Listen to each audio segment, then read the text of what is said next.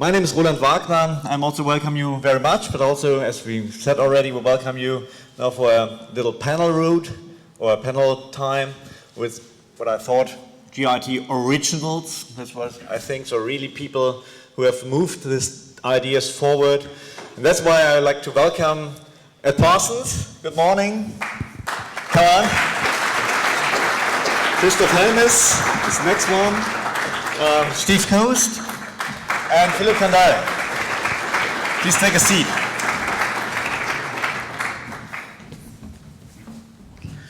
So,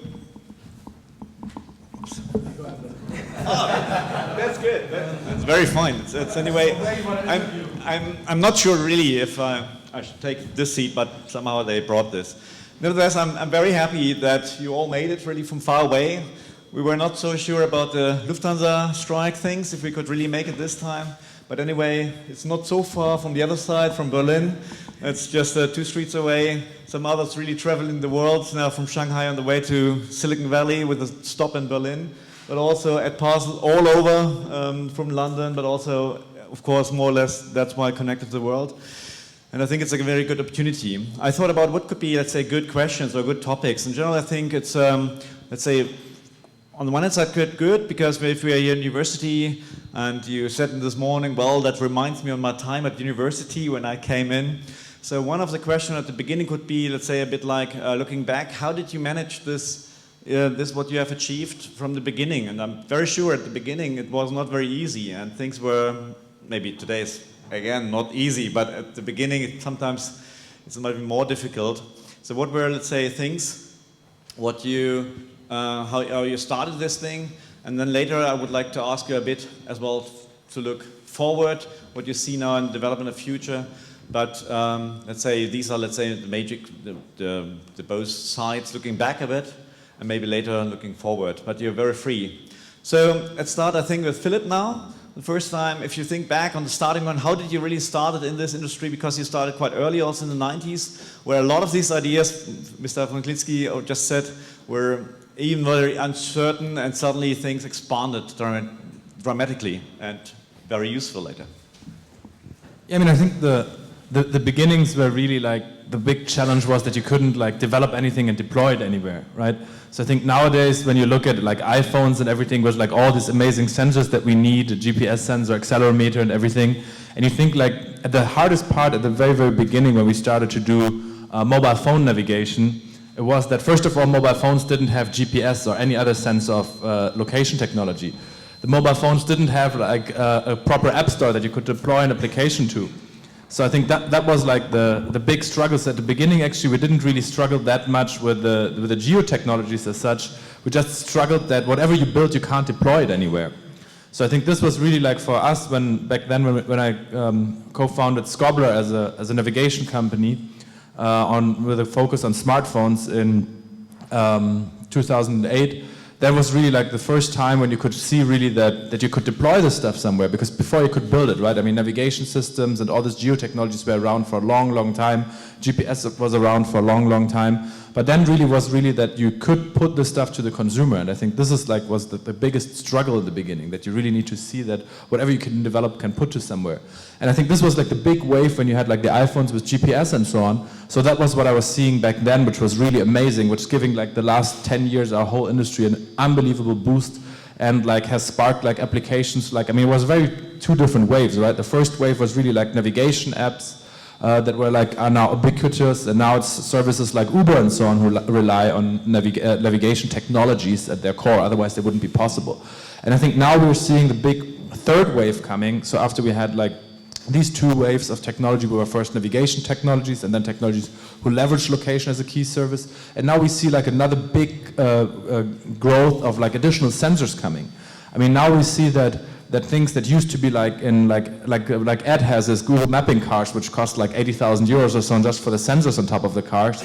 And you see now some really exciting companies in Silicon Valley who build the same sensors for like $50 a piece, like LiDAR sensors and so on. And you see that'll be probably like in a few years, it'll be $1, $2, right? So I think the really exciting stuff is what you can do with the next generation of sensors. What can you do with LiDAR? What can you do with like stereo cameras and so on? So I think that's really what I'm really excited about. And that's, I think, what in the next 5 years will bring us the next huge wave of innovation, which is like the next level of sensors being available for location. Yeah, so Steve, how you started these developments at the beginning? It was in the UK, it was a special situation, and I think two of the actors knew each other at that time, not directly, but looking backwards was also very interesting. How did you start at OpenStreetMap? OpenStreetMap began just as a personal project because I wanted some mapping data for myself, and I was young and naive enough to think that I could go build it. It started very, very simply. I mean, the website started as a blog, for example, and one of the main challenges was to convince people to go out and do some work for free, right? How do you convince people to go and map in the rain, in the cold, collect data for you and put it into this crazy open project for no compensation, and then build a community around it, build the infrastructure, whether that was the technology, the tooling, or the community itself, including things like starting the conference. And a lot of these things they have feedback loops between them, right? Once you get to a certain size, it's just obvious you need the next step is a conference and so on. So a lot of it was sort of very step by step, very iterative. As Philipp mentioned, the technology back then was very different. The iPhone didn't exist. You have to. I remember when you sent text messages, you had to press buttons multiple times. I know 18-year-olds now who think that's crazy. They didn't grow up with that. And clearly you grew up in the Victorian era or something when that happened. In fact, I was talking to someone recently who's 18 who told me that encyclopedia meant Wikipedia. And when I was explaining that there used to be encyclopedias that were print-bound and people would sell them, he's like, so Wikipedia had salesmen and they printed books? And it's hard to think back, but all of this has happened in the last 10 years. All of these were just ideas back then, and now it's just sort of common knowledge. It's funny, I went to the Esri user conference this year, and practically every stand was using Esri software, but OpenStreetMap data, because it's free and available. So it's gone from this crazy idealistic project to part of the fabric of this industry now. And there were a lot of steps along the way, and I just wrote a book about this. You should buy my book. It's very, very good. Goes through all of the details, has an interview with Ed, amongst others. But there are a lot of different things that went into it in that way. Thanks. And on a different side, how did you start at these developments here in Berlin, where, 10 years, I think, the wall came down. Berlin was still about 2000, don't want to say ugly, but maybe it was not so nice. It's still maybe not so nice at other towns. But on the other hand, it's quite creative. So how did you start Gate 5? Or develop Gate 5? Yeah, first I think ugliness lives in the eyes of the beholders. So there's also beautiness and ugliness, I think. So now I think a very classical path for a startup here in Berlin, founded in 1999. Very revolutionary ideas. The first products was a website. It was a combination of Foursquare, Twitter, Yelpish. User interface was ugly. It was just too much, and it didn't work, quite frankly. And over the course of the next 3 years, getting data was a problem, right? It cost money. Teleatlas were the guys much more forthcoming. Navtec wouldn't even talk to us because we were too small.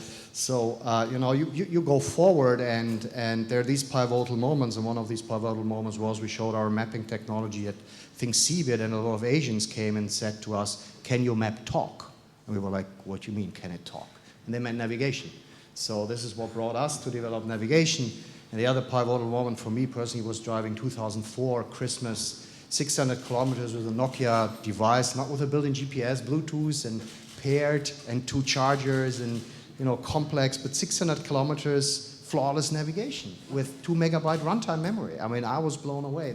And this is where the moment where I thought, yeah, this is happening. It's really happening. However, I would say, and that's a bridge to the future, I think we're not there where at least our aspiration was, having always pervasive location available. You still need to power up an app. It still eats GPS. It runs only for 4 hours. It drains battery. So location has made its inroads into the DNA of modern operating systems. So none of the leading operating systems, whether it's Microsoft or Google Android or iOS, can live without location enablement inside for calendar, for camera, many, many things. But still, you have to power it up. And that's something that I think the future hopefully will solve. And we're at the advent of the sensor revolution. I think we all know that one of the biggest sensor that is in consumers' hand, the vehicle, the car, is going to be connected, and this brings huge opportunities for the whole industry to derive new capability. This is why when I ask, how do I like the word GeoIT? I don't like the word GeoIT. I don't like the word IT. I like geo a lot, but I think it's all about geo-intelligence. Because with sensor data and clever algorithms, we all derive intelligence, i.e. answers to fundamental questions. So this is why I think we're just starting. Location, to me, we were at the very early at the Stone Age. Maybe we made it to the steam engine age, and I think now we're hopefully propelling forward into the modern age where location will be a key element. Also necessary to make our life possible. With more than 50% of people living in cities, we'll have a huge challenge of organizing our life in a sustainable, safe, and enjoyable way, and that's what we all work about every day. Yeah, thanks very much. Also, at Parsons, you had also different hats on, and you looked also on different domains, like there was a time in Ordnance Survey, or earlier at Autodesk, very technology-driven, then Ordnance Survey. There was a time I mentioned a bit, also later on switching to Google, and I think 2005 was also a key milestone and development with Google Earth coming in. So you really had different views, and you also work in different communities, can see the different terms in a way, or different behaviors. And he gave me the important hint to go to 2012 to the Wherecamp conference, Wherecamp, and the conference where there was a conference, but also the Wherecamp in Stanford. And this is where we all met far away from Berlin and Stanford. And then we said, we need to bring this to Berlin. So this was art that really gave me this point. But coming back a bit, maybe from looking backwards, really last 10, 15 years, how did you see this development? Thanks, Roland. I'll go back even further. I think for me, it started with my first job out of university. I was a geographer by training, and like most geographers, when you finish your degree, you're left wondering what you're going to do next, because it's not obvious what your next job is going to be. But I saw an advert in the local newspaper that mentioned mapping, and I turned up for this interview, and it turned out that my first job was writing a program in Fortran to digitize paper maps of postcode boundaries that eventually would lead to all of you getting junk mail. So I apologize for that. You know, I'm partially responsible for you guys getting junk mail. But I think it was symptomatic of a time in the early part of our industry where we were very much constrained by a lack of data. And it's easy to forget today where we are swimming in huge volumes of geospatial content and mapping data, and it's not perceived to be a problem at all. Largely thanks to what OpenStreetMap did, what Google did to sort of change the business model of making data available. But in the early days, we had great technology, but it was largely empty because we didn't have the data. And I remember being at GIS shows in the 1980s, and people would rush up to your stand, and you had very shiny, very sophisticated software for displaying maps, and they'd say, "Can I see a map of my house?" And we'd have to turn around and say, "Well, no, sorry, we don't have the data for whatever your house was," because we only had a very small demo data set. Now, we all have maps of our houses. Maps are part of what we spend our days doing. Our technology has become something that is something that we all use every day, which is an incredible shift. What we do is touching almost every person who's got a phone's lives every day, and we should be proud of that we are delivering on that promise that we all saw all those years ago. So I think we've largely solved, to a certain extent, the data problem. Although I completely agree with Christof. The next challenge is to, an order of magnitude increase in the detail of information that we need, particularly for urban environments, indoor mapping, mapping the environment that is just within the 10 or 15 meters around us at any point in time is going to be one of the next challenges. And I think that does lead on to where I think we probably all agree where the industry is going. And that is much more connected to sensors of various types, passive and active, and interacting with those. And that interaction coming from the network. And no one's mentioned the network, but actually we're only really sitting here, I guess, because of the internet, because of the web. because it provided a mechanism for us all to connect and to build communities like OpenStreetMap and to deliver products and services like Google Maps and Here Maps. And that network has been one of the greatest inventions, one of the greatest technological enhancements that we've had over the last 30 years. And we should make the most of that and do our best to protect it, because it is under challenge all of the time. We've got to where we have through the internet and the web as it has been. It's no way guaranteed that that will be the web and the internet of the future. So we need to do our best to protect that and to keep building on top of that. So future is the next point again, to say where these developments follow now. We have seen this, let's say, change now with here to the automotive industry, and automotive is also something in change also. If we would see the early 90s where there was data available somehow in the governmental caves, I would say. On the other hand, there was a time where people really started to recapture the data or capture the data because it was much quicker. All the discussions, negotiations took too long or were even very difficult. And now I think we've done a lot of things now, or you have done a lot of things really, and to bring us to this state today. On the other hand, what are the challenges now in the future? If we think about, and the discussion about this automotive industry is something, what kind of degree of data we would need, or is it more that we start to move from static data much more to dynamic one? And later on also, Philipp will give a complete talk. Maybe what call you the probes? Is that a good term for this? The new gold? Yeah, so I totally agree with that, right? So in the past it was really like to know like where your house is and things like that. So that was really the big first barrier which enabled a lot of services. But the next level is really not to know where your house is, but it's exactly to know what is where at this exact moment. Where is there a parking spot that's available right now at that minute, and not where there's parking spots. And where there's traffic and where there's no traffic. And what is like the best route to take to somewhere. And where there are people, which are the bars right now, there are people at the moment so that it's worth to go to. And where there's all the cool events. So I think like really, with this explosion of data that we have, it really goes from like static to dynamic data. And I think this is really when like the next big explosion of services will happen. Because I mean, one thing that we have to see is that all this geodata is really radically transforming our society. In the past it was like making you navigate a little bit better, but in the future if you think about things like self-driving cars and like complete changes to the transportation industries, if you take together like the delivery drones and so on that you have in trials right now, all of them are really radically going to change where we live. Because if I can hop in the morning like in a self-driving car that can take me in an hour to my office, if I can work in that car, then I don't really perceive that as like traditional commute time when I drive.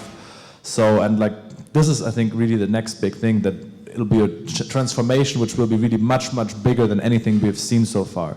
And that's what's really the exciting stuff. And that's all enabled by dynamic data, because for this kind of stuff, you need to know exactly which way you can go exactly at this moment.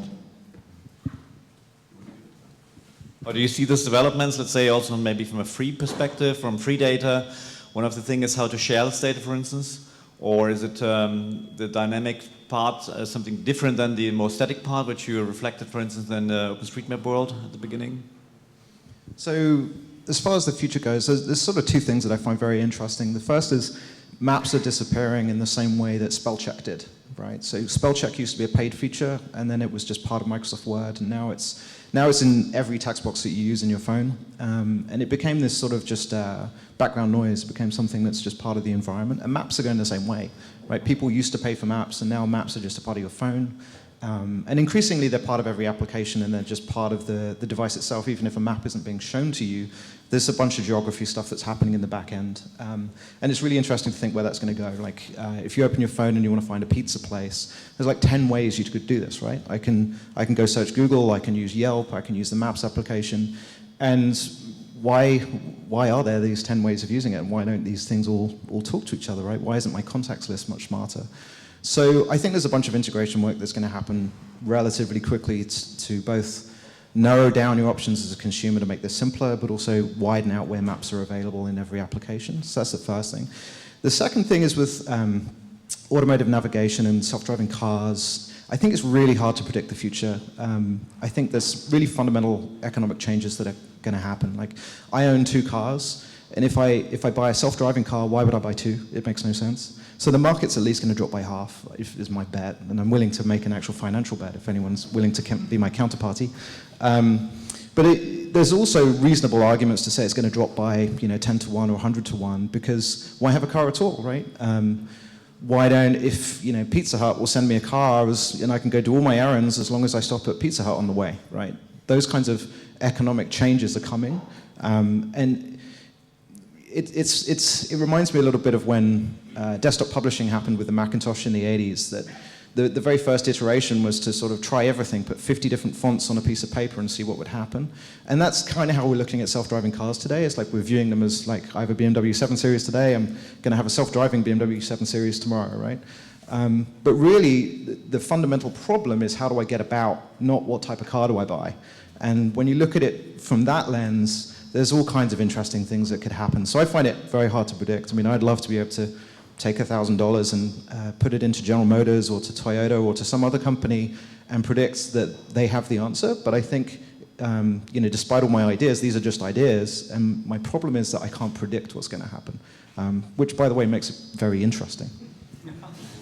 That's very often. In 2004, you invited me once to the Cambridge conference, and there was a guy from UK Telecom, was a futurologist, and they have a 30, 40, 50 years prediction time on the one hand side, but also they have an experience of 40 to 60s, I think, and they said about 50% of the things which were assumed in the 60s something arrived. 50 others not, but 50% is not so bad really in that sense. But how do you see the development here? Because I think it's very interesting to hear what happened 2015, and it's also very close now here. Yeah, so first of all, we have not been yet sold, so we're in the midst between being sold and being acquired. So if you look at the current Nokia annual or quarterly statement, we're classified a discontinued business, so we're making a lot of jokes about this. But this is just from a financial reporting perspective. No, I think what we'll see going forward is a disruption. And what happens in a disruption is very hard to predict. This is why I agree, I would also do some bets, but it's very hard how the whole thing plays out. And in particular, it's a little bit also like gold rush. There are a few terms that everybody jumps to: autonomous and connected car. The other gold rush is IoT and smart cities, all big words. But I think they all have one fundamental thing in common. Without location, these things will not work. So location is an absolute mandatory prerequisite to make it work. And I think whereas in the past you could say location and mapping was a useful utility, but to be honest, you could live without it. I think we all, 20 years ago, lived without it. We had paper maps, there was a phone book, we called friends and asked for recommendation. In the future, we will see that certain things to organize our way will not work without. Living in a city with a population of several million, fighting, environmental disasters, having sustainability, organizing our life will not be possible if we not enable them in a clever way. And this is where all the data flow that comes from multiple sensors, phones, cars, traffic lights, energy meters, street lights, and God what have you, all will play a major role. How it plays out, we don't know.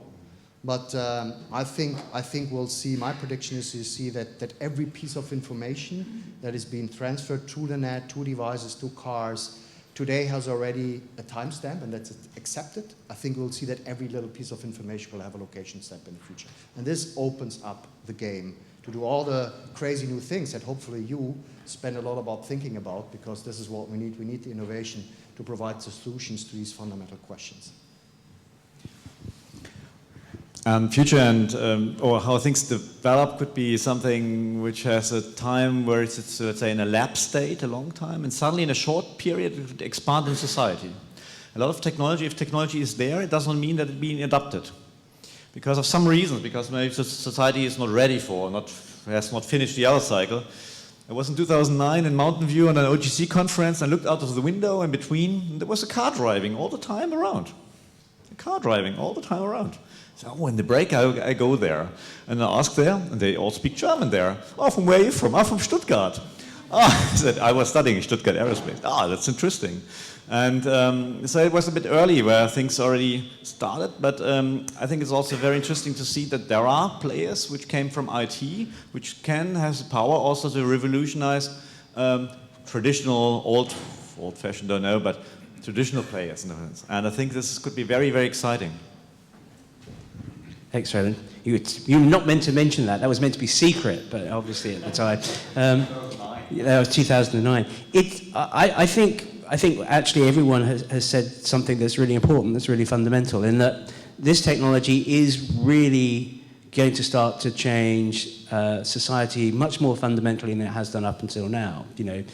Yes, we could probably all still survive if we didn't have maps on our phones, and we can get by. Although, having maps on our phones has made life much easier for all of us. But now this technology is reaching a point where it is impacting on economics, is impacting on society. Fundamentally, I think, if we live in a world of autonomous vehicles where we no longer own them, they appear on demand, they take us in the most efficient way between A and B, that fundamentally changes the landscape of cities. Why would you build car parks if you don't own cars anymore? Why would you invest on large public transport systems if actually point-to-point navigation delivered by autonomous vehicles is much more efficient?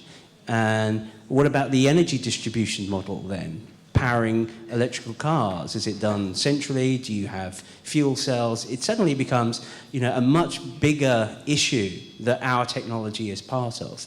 And at that point, we run up against that issue where technology hits barriers because you're actually now impacting on vested interests, or you're impacting on policy drivers. And you're beginning to see this with the impact that Uber has had in Europe, where from a user's perspective, something like Uber is brilliant. I can get a taxi just when I need it, and it'll take me to where I want to go.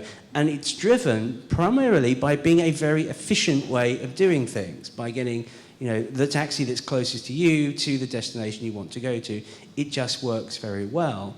But it impacts up against traditional ways of operating and managing and licensing taxis.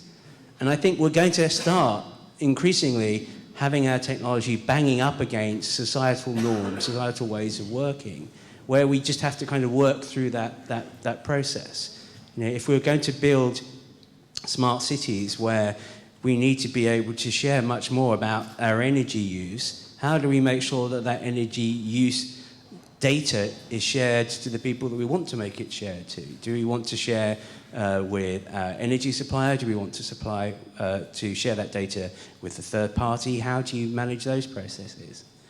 Another element I think that is obvious if you think about it, and is a different way of working to what we've done historically, is that much of these new technologies, these new opportunities, are driven from the ground up, from the bottom up. They are by their nature a distributed way of working. And again, that often impacts on the more traditional top-down way of planning economically and planning society, where you have a central organization that manages and controls access to resources or accesses to information. The way the web works is the absolute opposite of that. It's distributed by its very nature, and therefore harder to manage and harder to control, but in many ways more efficient. So I think increasingly we will be delivering technology that will have these much bigger impacts on society, and we will end up actually having more challenges that are around policy and around the societal impact of the technology than the actual underlying technology itself. Many of the technology challenges that we will face, we will probably solve relatively easily. The impact of those technologies is going to be a harder thing to manage. So now I will ask also one question again, but then if you have another question, I think there are also quite a lot of things. Prepare one. I can give this microphone to you later on. Now we are also in the university, looking a bit back when you started, came into university, looking back, there are also some students. We can show some students where they are. And, I have multiple hats, but we are here also, and sometimes I tell them, yes, it would be a good idea if you could do some programming, for instance. And they say, no, I want to solve the big questions of the world. So I would like also, and they said, yes, but a bit programming is not bad because you can show some things what you can do. If you would look with your experiences now, and if you look back, what are requirements, skills, or requirements maybe also university should teach or give? Because there's a change sometimes. There are some 100 years ago, different technology, mechanics would be very good. Then later, electronic, very good. But there's a change of the required skills. What do you think? What should the universities, for instance, change or adopt or correspond? Even though they are sometimes very lazy or very late in adopting these ideas. It could be 100 years. Yeah, I think one thing that universities can do is to make the people actually do something that practically matters. So I think what we see in some universities is that they make people contribute to open source technologies, right? So that's why a lot of people in universities, they contribute to OpenStreetMap, they develop open source projects around that. So I think that's the number one thing, because basically you learn stuff by putting it out there, right? I mean, same as Steve explained, like he just like hacked around. I mean, he didn't come with this 20-year vision, what it's going to be. He just started to fiddle around. And I think you only get that feedback if you put it in the real world. So I think like what I would encourage universities is to not do stuff which is like academically very challenging and like very interesting, write very interesting papers, but maybe actually build a piece of technology, put it out there as open source and see what happens. So I'm going to take a slightly different tack. I think, so what would I tell myself as a student? How about that, right? 10 years ago, is that okay? What would you tell our students today? What your experiences? But that question I have to take responsibility for. Right? I wish I'd been more contrarian. Just by being contrarian in its very nature means that you're going to have less competition in the things that you do. If you do the same things as everybody else, it means there's more competition, which means there's less stuff for you to do. And I'd always work at the boundaries, right? Don't be afraid of dropping out, sorry. I dropped out of physics and I dropped out of computer science, and they were both very fun. But being able to work at the boundaries of the two things where physics and computer science intersect, and along with where those things like computer science and mapping, where they intersect, is very interesting. But if you stay in either discipline, if you stay in computer science, it gets theoretical very quickly. And if you stay in mapping, very similar, you end up in GIS. But if you find the intersection between things, both there's fewer people and it's more interesting because you bring something unique, right? You bring a new way of looking at problems. So keep looking around, is what I'd say. Your perspective? Well, yeah, it's a difficult question. I think university are primarily about knowledge, right, and wisdom, and providing this knowledge and wisdom to people. But I think there's often, an attitude to have the absolute. I mean, the truth, right, what it is. It's a formula, or it's a law of nature, or whatever. I think what we'll see also going forward, the revolution based on data, a lot is about experience, combining things in a clever way, and do it quick and fail fast, because the way is not predictable. So it would be great if university would be more supporting students and teachers and bodies just to try things out.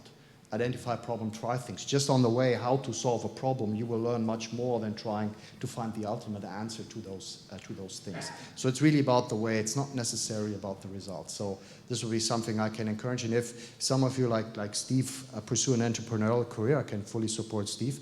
But you need to find a problem that you solve, and hopefully many people consider as a problem, because then potentially you could make a business out of it. And this could define your success. I guess I'm also maybe a bit contrarian on this, and I think when you're a student, it is your opportunity to really dig deeply into a subject that you love, that you're interested in, and actually if it's not that practical, it's not that relevant, that's okay, because actually it's probably going to be the one time, the one opportunity you get that you can dig really deeply and study something that may be quite arcane and actually may not have a practical impact. But the experience part, I think, is what's really valuable, is being part of a community of fellows who are interested in learning and new experiences. And if there was one thing that maybe I'd get the universities to change, would be to be a bit more cross-discipline, as Steve says, where the intersection between things happen is really interesting. But try to broaden that intersection to be between arts and sciences, and to just take that opportunity to sit in the canteen and refectory and talk to economists, historians, physicists, medical students, because actually when you get to work, you won't be working with a bunch of other geographers or a bunch of other physicists or a bunch of other computer scientists. It will be a much broader range of disciplines. And that's actually where the excitement comes. You know, lots of people on the teams I work with are not computer scientists. You know, a lot of, one of the most fun guys I work with is an art historian. And, you know, he brings a completely different perspective to what we do, and that different perspective is really valuable. And it's those different perspectives that I think universities have great potential in fostering if we can kind of break down those internal departmental barriers. And I know, because I was an academic early on in my career, you know, academic department barriers are the hardest things to break, really difficult.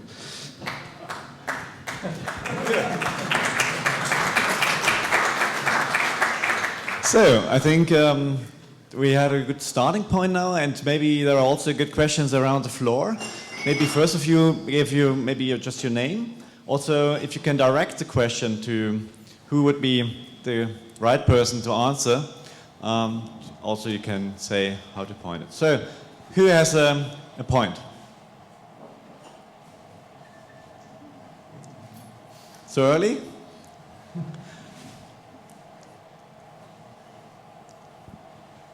There is one. Come around. Hey, good morning. My name is Felix. I want to get back to the question of the importance of the dynamics in geodata in the future. I think we probably all agree that geodata is becoming more and more real time, and that's really important. Now, when you look back at static data, I think that OpenStreetMap has proven in a very impressive way that an open model can compete with proprietary models. So the OpenStreetMap is a very good competitor to proprietary maps.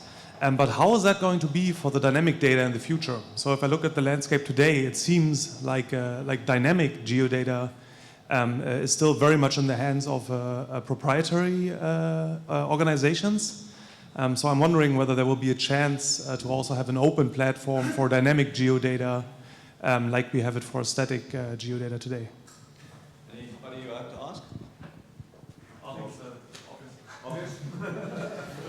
But also, you had also one. I think it's first for Philipp, that you have also some ideas about the legal point from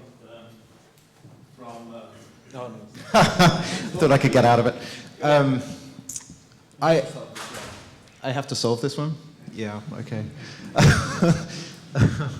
I think it's really interesting. I think OpenStreetMap proved a bunch of things, and I think it's an interesting model. But OpenStreetMap was started in a time that is gone, right? And I thought that OpenStreetMap had the best model because the cost of integration, the cost of building the thing was zero, right? If you're using volunteers, it's zero, which is really great, because if you imagine the efficiency of something as something divided by the cost of producing it. If the cost of producing it is zero, it means you're infinitely efficient at creating something, right? Like, you can't beat that. But it turns out, there's other clever people in the world that are making maps much cheaper today as well, right? So it used to be that there were only 2 big maps in the world, then OSM came along, Waze came along, now there are 4, right? But if you have self-driving cars like your Waze, and you've got, you're like Tesla, and you have people buying these cars and driving them around that are creating a map for you, they're also creating a map for zero cost, right? They're getting that GPS data for free. They're most likely, I don't know that they are, but if I was them, I'd be getting all that imagery for free, right? Because they've got cameras on the cars. So what do you do in a world where the cost of production is now zero, not just for OpenStreetMap, but for a lot of people, right? Or it's approximately zero if you're the size of Google or Microsoft or Apple or something like this. So I think it's definitely a problem to be solved. I definitely think that open source has a role to play and something to contribute. But I wouldn't think in terms of merely copying OpenStreetMap, right? But taking the things that worked well there and then marrying them with the world that we have today, right? When my watch is a computer, when every car is collecting imagery, it changes the dynamic slightly from building something when you're relying on volunteers and trying to convince people to go out and do something for free, that part of OpenStreetMap is probably gone, right? Because the cost of production is now zero. But that doesn't mean that an open platform doesn't make sense, right? And integrating other sources of data and having similar sets of incentives, but without that crowd, or a different sort of crowd, I should say. And it's important because you never want to sort of just take your model and just sort of make it slightly different for the future, because the future is fundamentally different. I hope that was useful. Was that useful? Good. I think in terms of the open platform for dynamic data, the key issue at that moment is cost, because if you want to like take in sensor data from millions of cars or phones or whatever, then basically the server infrastructure which you need is a lot. And that's like one thing that like an open source model still struggles with. And I think that'll be solved over time as computation gets cheaper, because we were thinking exactly about the same thing. Why not just like put up an open database where like a couple of geeks can just put in like a couple of libraries in their phone and they just send all their movement data to it. And then maybe somebody can do something useful like predicting traffic or predicting people movement. But the big problem is if you want to do this in an open fashion and then millions of people send their sensor data, which you really need in order for it to be useful, then you have a quite big operation cost, right? I mean, you can build up a OpenStreetMap database with on a 5,000 euro server, on a rented $100 a month server. So that's like what some individual can support.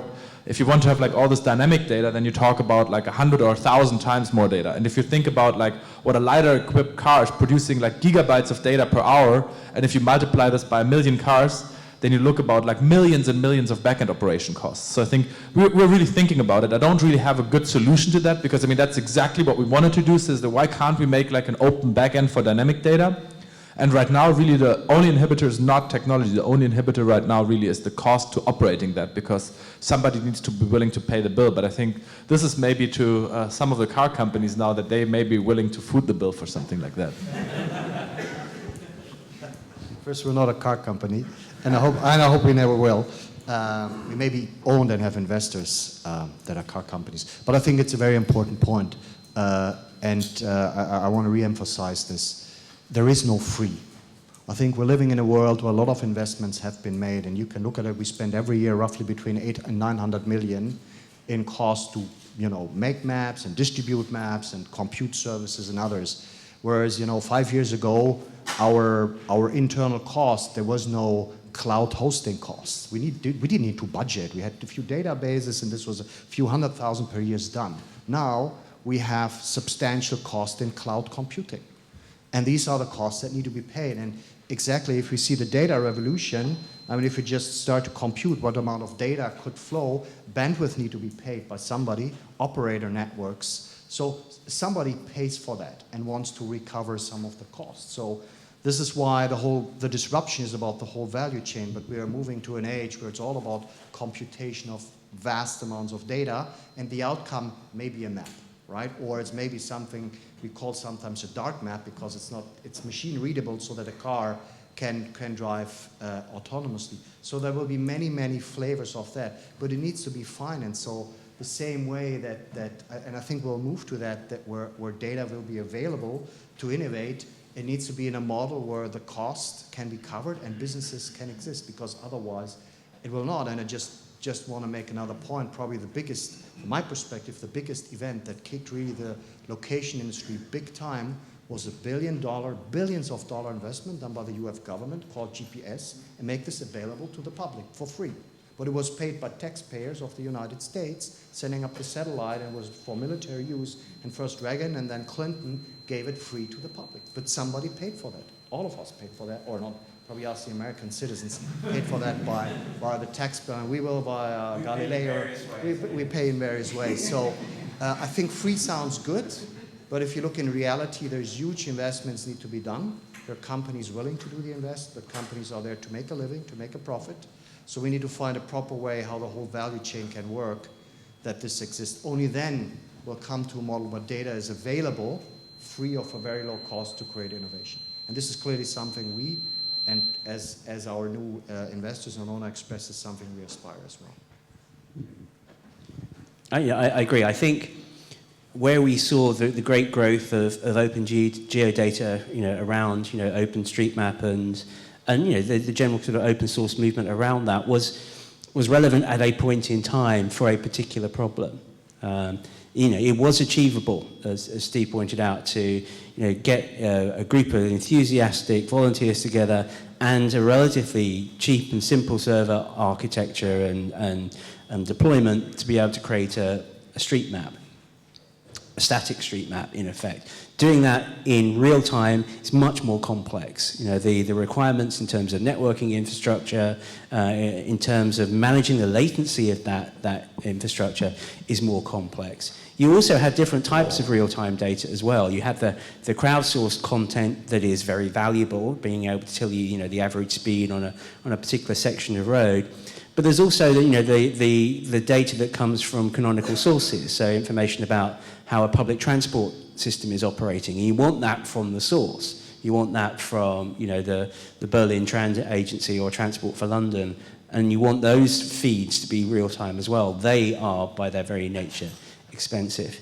And then when you get to thinking about things like autonomous vehicles, I think we underplay just how complex and how computationally expensive actually managing a fleet of autonomous vehicles is going to be. The volumes of data, the computational resources you're going to have on every individual vehicle and their networking, it's not something that is ever going to be achievable using open technology for many, many decades, because it's going to be so capitally intensive.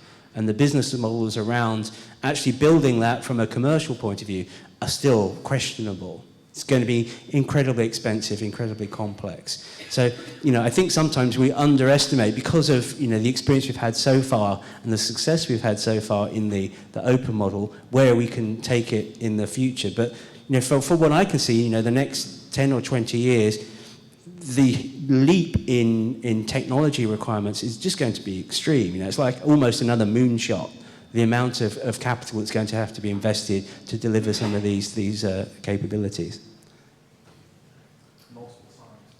Multiple times, yeah. Another point is what I think now, sometimes they call it post-Snowden effect. It was a long time this data, we knew it was collected. It was a bit difficult for a lot of customers to understand or to accept that it's done. But we know that today some other people also collect this data, and at a much different scale. On the other hand, it's also now, because it's known that it is, we can start to use it, also for personal usage. And it's very interesting to see suddenly that this kind of data is in that way available, that a museum you can see today with a Google service how many people arrive when. That's great. I really like this. So there are some developments on the one hand side which are technically driven, commercially is one thing, but also legally, from a legally point of view. And I think this is done now. So the idea really to use this kind of probe spatter is something which is now possible, because we know that we have to think different. And a bit of funny story was with this prisoner. There was a prisoner in Aachen, I think he was a long time in prison, and the first thing when he made it to break out, he robbed a mobile phone and said, oh, now he's got to talk. And of course the guy who was being robbed already reported it to the police, and the prisoner was not aware about this. You know what's happening now. The police just saw him on the map, and they just waited on a little street somewhere outside the city with no people when they grabbed him. And he suddenly was shocked. He said, why? He was a professional guy. He was really very good in his activities. He was not aware about these things. But we are now all aware. We have to adopt this. And this is why we can start also use this in this post-Snowden area much more about location. This is something. We have time for another question or another point. Who has a point? Hello, my name is Oleg from Navigon. So I got a question for all presenters. So basically it's the question regarding your vision about interlocation services, because it's definitely a big hype for the last 3 to 4 years regarding these interlocation services, but still it's not a lot of cases which proved business model. And but of course now it's 80% of navigation requests which are coming from indoor. And of course, it's a big problem. So what do you think about this?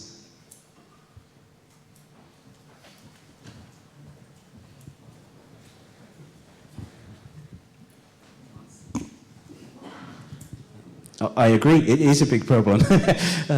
I think it's one of those areas where there are, there's no obvious silver bullet technology that everyone's going to run to.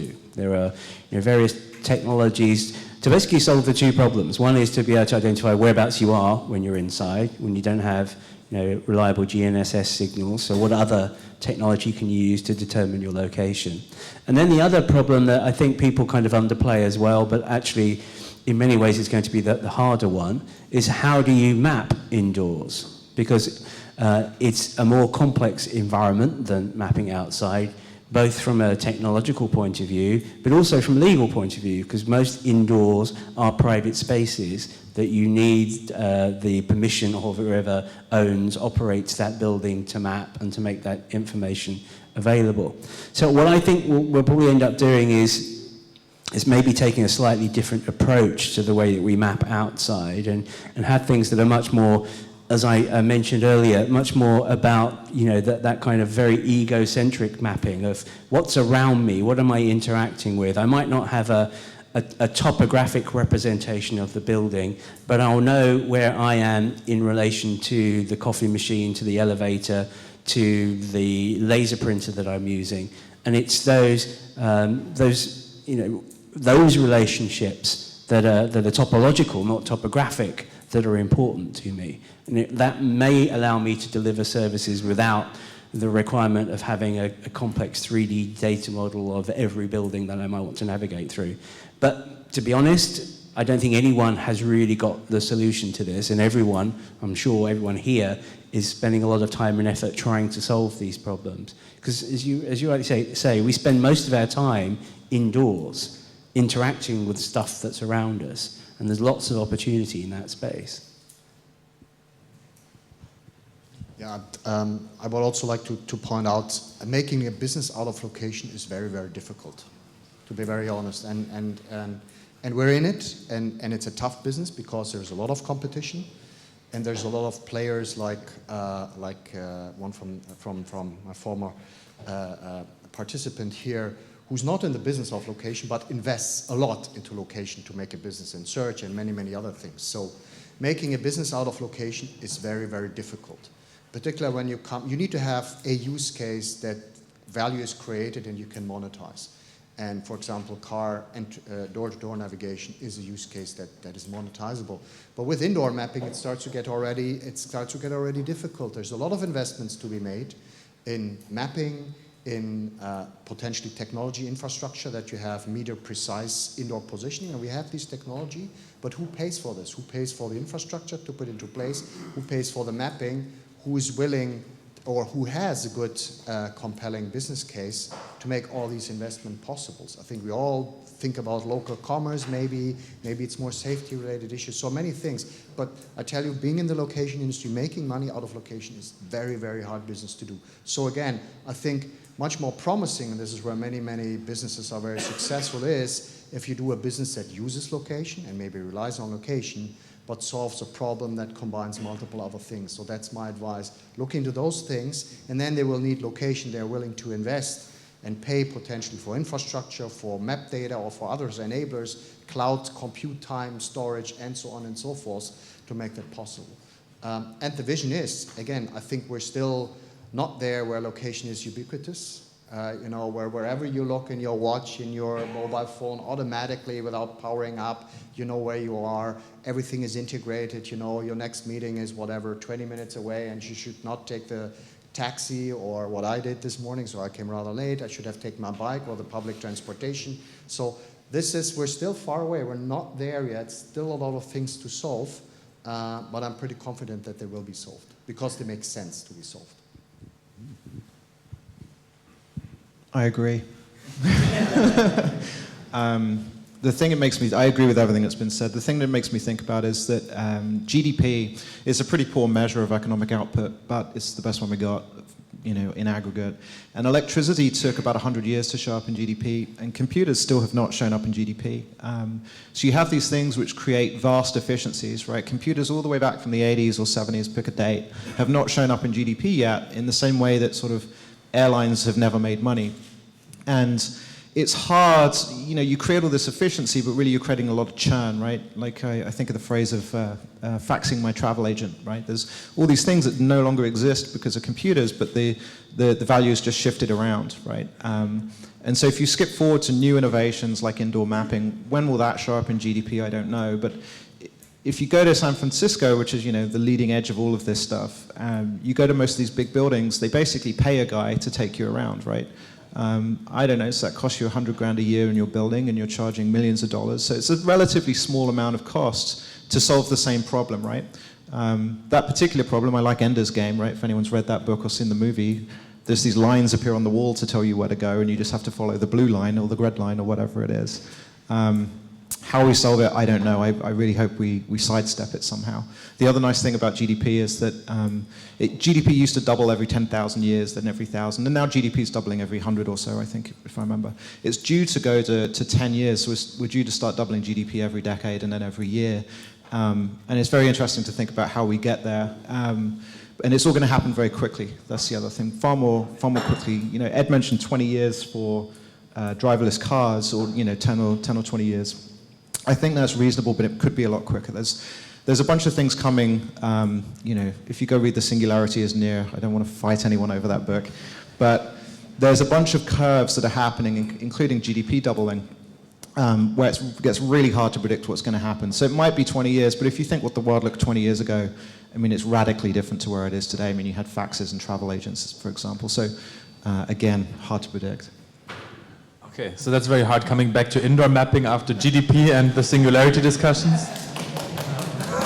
So, I'll take it back to a little bit more the practical part, although I definitely agree with Steve. So I think for indoor mapping, a couple of things need to happen. So first of all, indoor mapping is fundamentally different because the question is all like navigation always starts with a search, right? And indoor, the point is like you don't necessarily search a shop. I mean, it's not that exciting to say like, okay, show me like indoor, like how to, like in a big mall, how to get to this specific shop. So that's not so exciting. I mean, that's not that big use case because that's already quite well solved. But then the question is like, if you're like in a shop and say like, okay, I'm in a big mall and I want to buy like a specific towels and that's all of them which are on offer and that's the navigation. So that's kind of the next level of data. So I think what is required is like, as Ed says, you need to have like a technology to indoor locate you very precisely. So you need to have something like iBeacons or so on. So that's the first step. Then you need to have a technology to produce map at a reasonable cheap level. So you need to have like the sensors in your phones, which like some LiDAR sensors or something like that you can automatically map those indoor spaces in a reasonably cost-efficient way. And then third, you need to have the data where you want to go. And that, in my opinion, like in indoor is often like the products or the things that are on sale or like meeting rooms. So you need to have really this precise data that's lacking. And I think I would prognose that it'll definitely take like a few more years until like the first two problems are like kind of on the way to be technically solved. They just need to like follow like getting cheaper, right? I mean, because we have the iBeacon technologies, we have the LiDAR technology for phones. So that's probably another like 3 to 5 years until it gets reasonably cheap. And then you need to have like the businesses also, as Christof said, that have the data, that have an interest to use it. So I think I would say like we're like somewhere like maybe 5 years away from like having the opportunity to use something like that at scale, hopefully. But as Steve said, it's very hard to predict the future, so it might take 10 years as well. Yeah, thanks very much. I think it was a good starting point this morning. Lots of points, starting thoughts, future backwards. I would say thanks for coming here, isn't it?